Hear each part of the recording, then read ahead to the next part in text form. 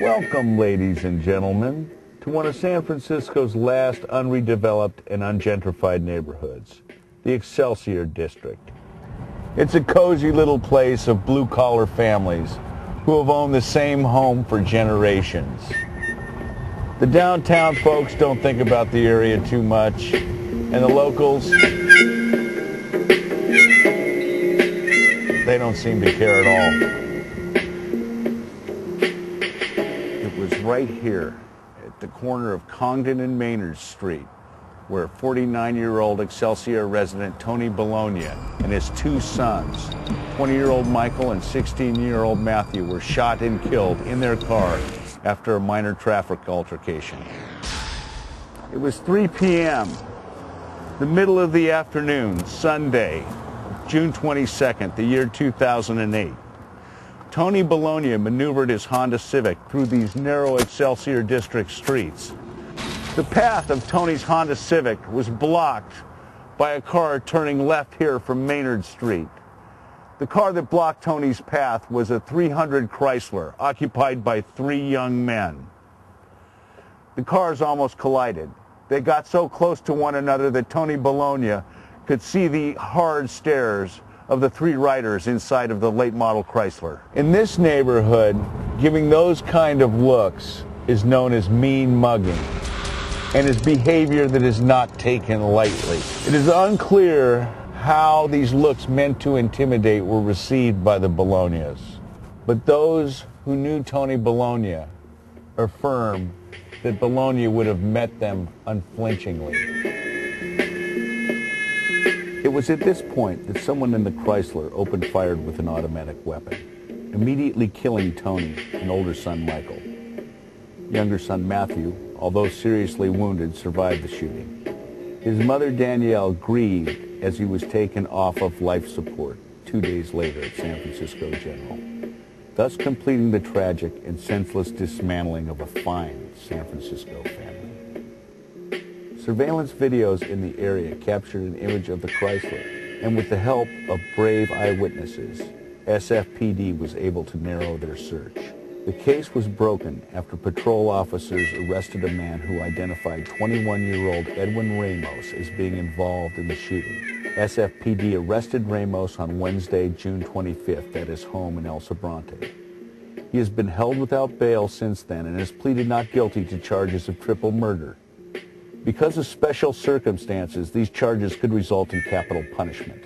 San Francisco's ineffective yet very lovely District Attorney Kamala Harris has stuck to her campaign promise to never seek the death penalty, and this case will be no different. We as voters in San Francisco have no one but ourselves to blame for this travesty.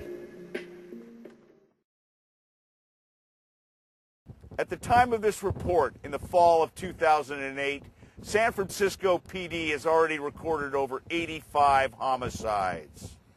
The cops point to an alarming trend among San Francisco's murders: brutal and senseless killing for nothing more than a burst of testosterone. The motiveless nature of these crimes and the thug culture's no-snitch mentality may partially account for SFPD's abysmally low closure rate for these homicides.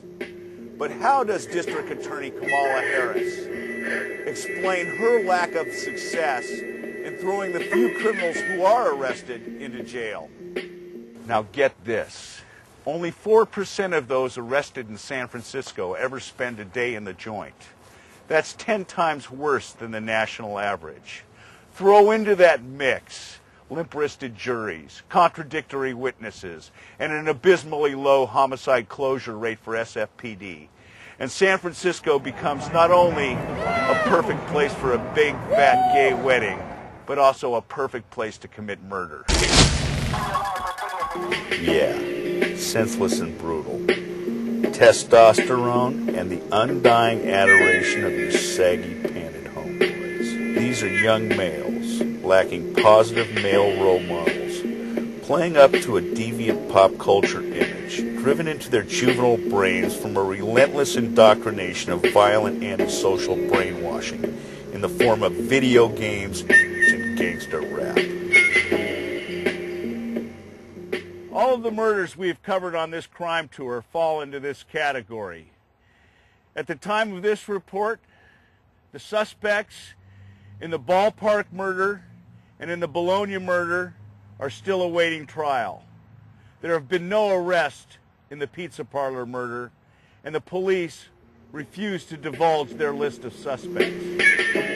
But there are consequences at City Hall for what has been seen as an overly tolerant attitude, all the way from the Chief of Police to the DA to the Mayor. Chief Heather Fong and DA Harris labor under a crisis of confidence from the rank-and-file cops. The shame that is San Francisco's debunked sanctuary city status has threatened to derail the unstoppable political aspirations of the boy mayor, Gavin Newsom. It was that ill-advised sanctuary law that allowed suspect Edwin Ramos to avoid deportation in no less than 3 prior felonies that should have resulted in his being turned over to immigration authorities and thrown out of the country. Instead, he was allowed to flourish in his role as a soldier in the ruthless El Salvadoran street gang MS-13, and to allegedly take part in the Bologna triple murder. Our mantra at the crime tour remains steadfast. Take your vote seriously, and take your jury duty double seriously. This is especially important in the upcoming election for supervisor, where the candidate's stance on sanctuary city status will be an important issue. We urge the citizenry of San Francisco to consider the quest of Gerardo Sandoval's run for Superior Court Justice. Remember that Supervisor Sandoval supported sanctuary status. He has also done an unforgivable flip-flop on the use of gang injunctions in his district. Let's not let this jerk make the walk from City Hall to Superior Court.